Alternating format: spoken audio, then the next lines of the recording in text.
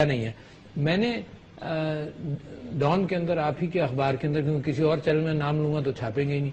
2006 کے اندر میں نے ایک مضمون لکھا تھا جس کی تھوڑی سی وضاحت آپ کے سامنے کر دوں, کیونکہ جو عیسائی مسیحی برادری کے چرچ پر بامبنگ کی گئی اس حوالے سے میں نے چھاپا تھا.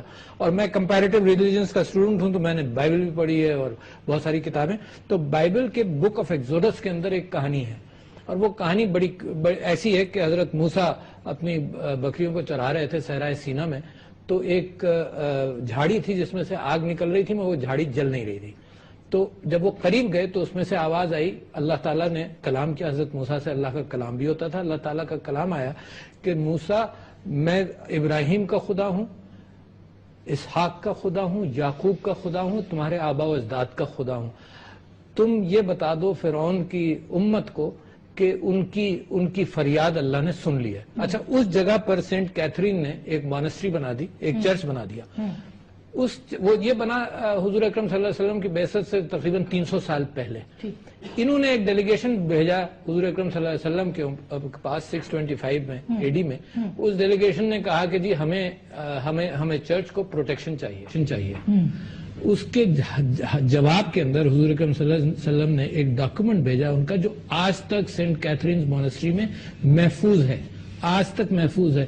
ایسے ڈاکومنٹس دنیا میں شاید چند ہی ہوں گے جس میں حضور اکرم صلی اللہ علیہ وسلم کی مہر مبارک لگی ہوئی ہو. وہ مہر مبارک جس کو ہم گھروں میں سجاتے ہیں, جس پر محمد لکھا ہوا ہے, اس ڈاکومنٹ کے اوپر وہ مہر مبارک بھی ہے, اور جب سے وہ وہاں پریزروڈ ہے. اچھا, وہ ڈاکومنٹ کیا کہتا ہے؟ وہ کہتا ہے کہ محمد ابن عبداللہ کا یہ معاہدہ ہے اور یہ وعدہ ہے مسیحی برادری کے لوگوں کے ساتھ. اور وہ کہتا کیا ہے؟ 8 چیزیں کہتا ہے. آپ صبر کے ساتھ سن لیجئے, بڑے اختصار سے بات کروں گا. پہلی چیز یہ کہی کہ ان کے گرجا گھروں کو تباہ مت کرونا.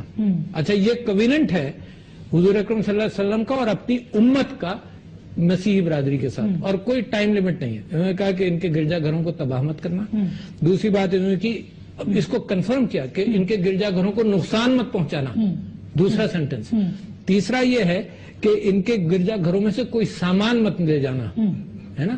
پھر چوتھا یہ ہے کہ ان کے قاضیوں کو کبھی بدلنا مت. اگر یہ اپنا انصاف کرنا چاہتے ہیں تو ان کو قاضیوں کو بدلنا مت, ان کے پادریوں کو نہیں بدلنا ہے.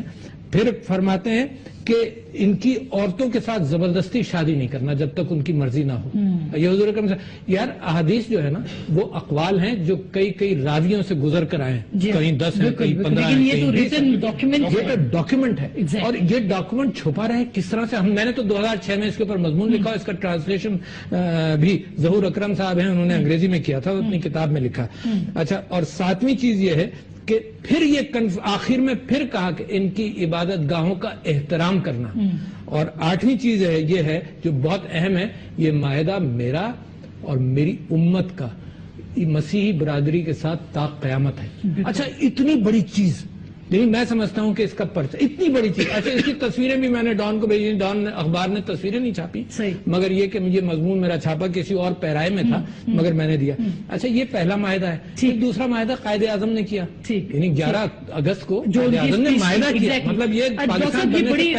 آئی am really impressed and thankful to you کہ آپ نے اتنی تفصیل کے ساتھ یہ چیزیں بتائی ہیں جو لوگوں کو پتہ چلنی چاہیے. اور ہم کہاں رہ رہے ہیں؟ اسلامک ریپبلک آف پاکستان, اسلامی جمہوریہ پاکستان. آرگومنٹ ہو, میں نے حضور اکرم صلی اللہ علیہ وسلم کے عہد نامے کی آپ سے بات کی. وہ عہد نامہ معاہدہ نہیں ہے نا, اس میں صرف یہ وعدہ کیا گیا کہ ہم کریں گے یہ ساری چیزیں. دوسری طرف سے کوئی مطالبہ نہیں, کوئی ifs and buts نہیں ہے. اور اس کا یہ ہے کہ تا قیامت ہے. اور ایک چیز میں بتانا بھول گیا, اس کے اندر ایک سینٹنس یہ بھی ہے کہ اگر جو اس کی مخالفت کرے گا وہ اپنے نبی کی مخالفت کر رہا ہوگا. تو بہت بڑی بات ہے یار.